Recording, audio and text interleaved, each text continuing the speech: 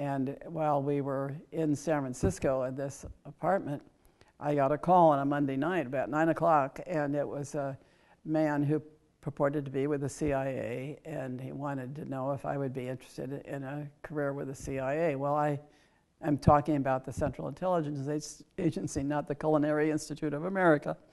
And I thought it was a big joke. I mean, calling me at 9 o'clock at night. And we had a gathering going on in the apartment. And I went back in the living room and said, this is some guy who said he was with the CIA, wanted to know if I wanted to go apply. And everybody in the room perked up, and it turned out that several had also been contacted by this man whose name was Jack Winder. And so the next morning I went to the federal building to check out whether or not he was telling the truth, and he actually existed, and he did. And I sat down and listened to him and listened to what the application process and the vetting process was, and decided to try it out, and the rest is history. And so in July of 1963, I joined the CIA in the training program. There were several disciplines, and I went into the covert operations side of the business, and the training was a 2-year program where our class had 75 people in it, 6 of them were women, and we, obviously it was during the Cold War still, and so it was very much oriented toward the Soviet Union, anti-Soviet Union. We had a training facility, which is down in Southern Virginia, and you spent time down there. It was a military base, so you had to dress as a military officer. And on this property were, in order to graduate, it was a year-long course. And I mean, you learned secret writing and how to communicate and all kinds of things. But on this property, excuse me, on this property was a facsimile of every East European border, and whether they had barbed wire, guns, emplacements, dogs, checking the boundaries all the time, whatever it was. And in order to graduate, you were a member of about a 5-man team, a 5-person team, and you were given a few days to reconnoiter, and you were told which border you had to cross successfully without being apprehended. If you were apprehended, you didn't pass the course. You had to go back and start the whole trial again, not the whole course, but just this getting exfiltrating or infiltrating the borders. So we unfortunately drew the number for the longest crossing of the Dismal Swamp in Virginia. And I can only tell you that how sympathetic I was to all the pictures that came in from Vietnam, because you were walking through this dismal swamp up to your neck in the dark at night and stepping on logs, but you didn't know if maybe it had a jaw attached to it. And fortunately, one of the guys on our team had been center on the Annapolis football team, so he had a big broad back, so we put some neon tape on his back so that we could follow him and made him go first. And anyway, needless to say, we succeeded in crossing the border we had to cross. So once you succeeded, you're not taught, we don't carry guns unless you go to a place like Bogota or someplace where everybody in the embassy carries a gun. So while you're taught use of guns, if you don't know how to do it already, you're not issued weapons. Then during that 2-year training period, you also serve in each of the other 3 directorates. There are 4 directorates in the CIA. They change a little bit now, and you have an opportunity to see what the work is in other places before you're absolutely assigned. So, after the 2 years, I ended up going first I had a hardship tour in Paris, and then England, then Tokyo, then Switzerland, then Sweden. Bulgaria was in there as well for a brief period. So that's That's the training. I was head of the CIA in 2 countries that I served in. And that means you're not only head of the CIA contingent, excuse me, but you're also the head of, in charge of the FBI and the military and attaches, etc. So it's a community hat that you wear as well as a CIA hat. The most interesting one to me was Japan, just because I knew the least about Japan, although I'd been there as a tourist. In Japan, we had a group that traveled together, maybe 4 or 5 of us, and we just went to all the artisans in the country, and really up all the way from Hokkaido down to Kyushu, and it was just fascinating. But probably the most interesting thing from the background of my actual CIA responsibilities that I do talk about was that I was if you've seen the movie Argo, of the exfiltration of the American hostages in Tehran, the guy Tony Mendez, who wrote the book and has been very forward about it. He was involved with Iran. I was involved in the backside of it with what was going on when they were going to be gotten out of, I was in Switzerland, when they were going to be exfiltrated from Tehran. They were going to come to Switzerland. Fortunately, our ambassador in Switzerland at the time was a career ambassador. He was not a political appointee. And he was also a very well-known ornithologist, particularly peregrine falcons were his he was an expert who was known around the world. But when it came time for me to tell the ambassador that these hostages, the Canadian 6, were going to be arriving in Zurich, and that Washington wanted us to go rent, this was in February, and they wanted us to go rent some sort of a large chalet in Gstaad or St. Moritz or someplace where there was an international gathering, and large enough for, I don't remember now how many people it was, but about 15. I just said to myself, this is crazy. No one is going to rent at the height of the season, find something to rent that's that large. Secondly, the cost is going to be huge, so it's going to attract attention as somebody like a head of state or something. But these people, more importantly, are going to be arriving without skis, without luggage, without looking like they've been out in the sun or anything. It made no sense. So I went to the ambassador and I said to Dick that I told him what my concerns were, and he agreed with me. And so he said, well, what we'll do, since it's just Dawn, his wife, and the ambassador living in the residence, he said, let's house them at the residence, and then the hostages, and then the people who've come to debrief them, we'll put in hotels nearby, and they can just walk over to the residence. That's not going to attract any attention. And then he said, let's see, I can't have my driver take me to the embassy because we were quite sure he worked for the East German service. So he said the chauffeur always arrived and went in the kitchen and sort of chatted up the kitchen help. So if he saw suddenly all these dishes and so forth, he would know something was up.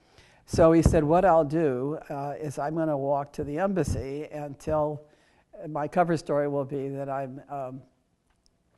can't remember what the bird was, some bizarre bird has flown off its path and has been seen in Bern, and I'm trying to find it. And he would walk with his binoculars. Fortunately, it was downhill, but it was in the snow, to the embassy, and that was the cover story. He said then his chauffeur could bring him home at night and just drop him outside. He didn't have to come in the house, so that took care of that situation. I gave him a bad time because it so happened that with his binoculars and his path that he had to take to the embassy took him right past the nude bathing area, which was open even in the winter. And so he was given a lot of guff about that. But it turned out that the story broke within about 24 hours. So the concern about the chauffeur and so forth was without real foundation. So that was, but that was very complex and very interesting activity. So, could you tell us, or is there anything you could tell us about the kind of day-to-day work that was involved for you, being posted in other countries and working with embassies and all of that? Well, just in general terms, I'll say that we have people who are in the embassy in the political section. Been served in the political sections. I've served in the economic section, and I had a presidential appointment from President Reagan. So I was fully integrated, paid by the State Department, which is often the case until you get, if you're not declared to the host country as an intelligence officer. In those instances where you're senior, you are probably working with the local intelligence services. So, it depends on what your job is,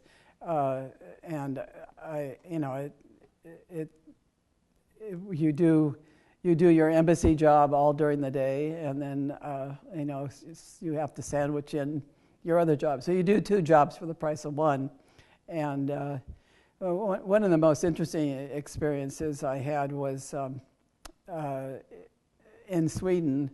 When George Bush was vice president, he flew in for a state visit, and he and Mrs. Bush, and they were housed at sort of the Blair House of Sweden. It's a castle right on the edge of the city, and I had an email from him. I had an email from him, a cable from him from Air Force One, saying that he was stopping in London to see Maggie Thatcher, and he wanted to send a report of his meeting with Thatcher to the president, but he wanted to use our channels because they were more secure. So would I meet his plane on his arrival in Sweden?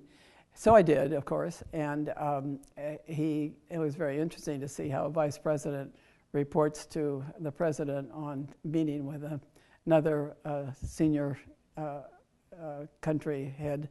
And he then said he would like to meet with me.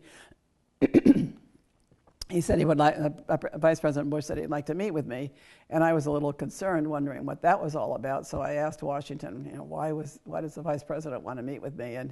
And I was told, don't worry, he just likes to meet with the CIA chiefs every place he goes. So I met him at the airport, and he was then had a program, and he asked me to meet him at this castle in the end of the day before they had their state dinner. So I was sitting there waiting for him, and he walked in and said that he was supposed to be playing tennis with Bjorn Borg the next morning, and he had done something to his back, and he needed to see his doctor to see whether or not he should proceed or needed to cancel the appointment. So would I mind waiting? Which, of course, I answered affirmatively. And so then, for whatever you might think of Vice President Bush, the next thing I saw when the doctor came out and said that, the Vice President will see you now, so I discovered that had this tour of this castle where their private suite was, and it was huge. It didn't look that way at all from the street, so that was fascinating. But when I got to the doors into the room, where it was obviously their sitting room, the next thing I saw was the Vice President standing there. He was, fully, he had his pants on and his shoes and so forth, but he had obviously a Brooks Brothers type paisley robe on with his hairy chest hanging out, and said, "Come on in and sit down." So, he then put his feet up on some 16th century museum piece and just started talking about his days as head of the CIA. I had met him at that time, but I was a very junior officer, and I know he didn't remember that at all. Anyway, it was a fascinating half hour or so with him, and I was getting antsy because I knew they had this state dinner, and I couldn't very well get up and walk out, but I felt, I needed to get going and give him some downtime. But his point was that he said that the best job he ever had was as head of the CIA, and that he had nothing but the highest respect for the people who were employed at the CIA. But he couldn't go into the embassy and just ask to meet with the CIA because obviously that would give everything away. So I was charged with, carrying his message to the troops when it didn't have to go to everybody else in the embassy as well. And I ended up supposedly going to be his national intelligence advisor when I went back to Washington, but for a variety of reasons that didn't materialize at the end. But it was a very interesting experience all the way around, just to see the way a vice president reports to the president on meeting another head of state, and then just getting to know him in a different vein. And then when I came back to Carmel, and I had no intention of going into politics, but I fell into it. And when I ran for mayor, what they used against me was that we can't afford to have CIA in City Hall spying on you and so forth, and it was nasty.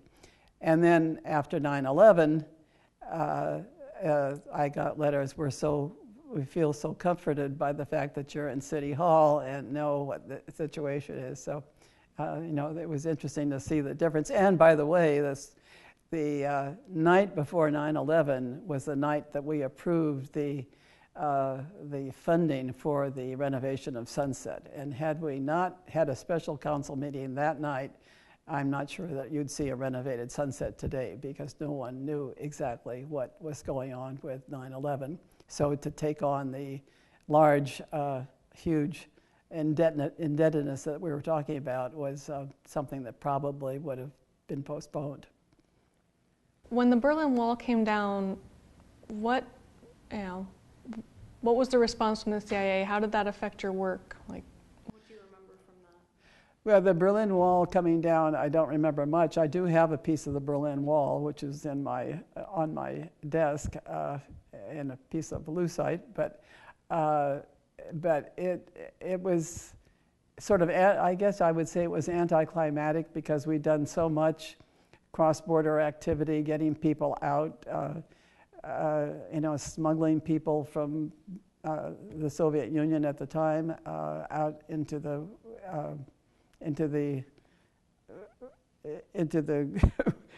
Western world.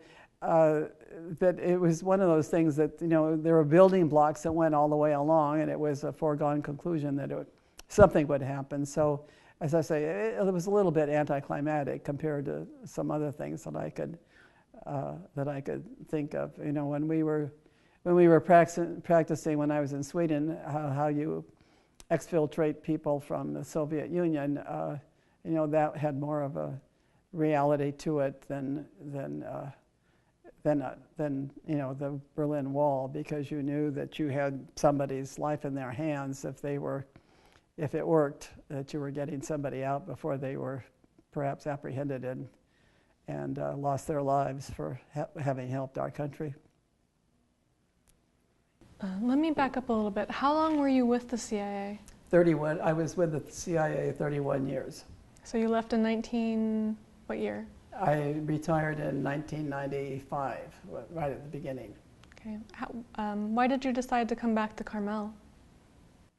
Well, I didn't want to stay in Washington. That wasn't quite my cup of tea, although it was it was fascinating, a fascinating place to live, and I had the good fortune to live right in the middle of everything, because Michael Deaver lived across the street, and he was Reagan's chief of staff, and Senator Mansfield lived next door to me, and Secretary Baker lived up at the top of the street, and the head of the CIA was one block over, and Nelson Rockefeller's estate was up at the top of the hill.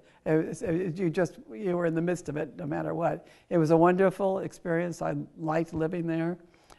When I was there, of course, I spent more than half of my time overseas. So it was, but it was, I graduated from the National War College, and I had lots of friends who were in very different places representing all the members of the defense and so forth. And so that was fascinating. And by the way, it came back full circle, because my experience with the Tehran hostage crisis, I know a lot more than what most people do because the head of the National War College at the time was Bruce Langan, who was a chargé d'affaires in Tehran when the hostages were taken, and he was actually in the Swiss embassy. I'm sorry, in the Iranian Foreign Ministry when the hostages were taken, and they were going to let him leave the country, and he refused to leave the country, and while his staff was incarcerated in the embassy.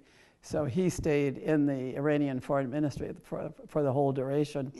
So he was the head of the National War College, and it was just strange to have the two of us there at the same time comparing notes, but it was fascinating.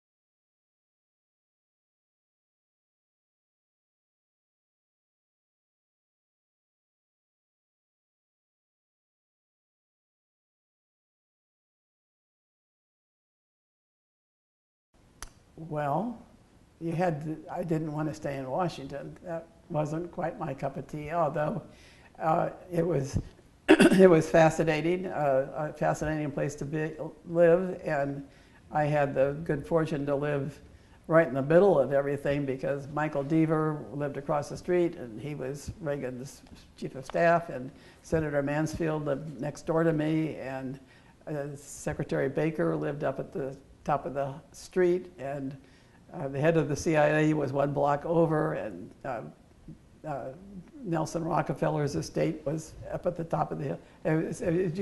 You were in the midst of it no matter what. It was a wonderful experience. I liked living there. When I was there, of course, I spent more than half of my time overseas. So it was, but it was, I graduated from the National War College, and I had lots of friends who were in very different places representing all the members of the defense and so forth. And so that was fascinating. And by the way, it came back full circle because my experience with the Tehran hostage crisis, I know a lot more than what most people do because the head of the National War College at the time was Bruce Langan, who was a chargé d'affaires in Tehran when the hostages were taken, and he was actually in the Swiss embassy, in the Iranian foreign ministry when the hostages were taken, and they were going to let him leave the country, and he refused to leave the country, and while his staff was incarcerated as in the embassy, so he stayed in the Iranian foreign ministry for the whole duration. So he was the head of the National War College, and it was just strange to have the two of us there at the same time comparing notes, but it was fascinating. So once you decided that after you retired you didn't want to stay in DC, what made you come back to Carmel? Well, I guess the question I would say about why did I come back to Carmel is where else would I go? I mean, Carmel I knew, and my parents were here. My sister was in Santa Clara. I suppose I could have started some other place, but I can't imagine where that would be.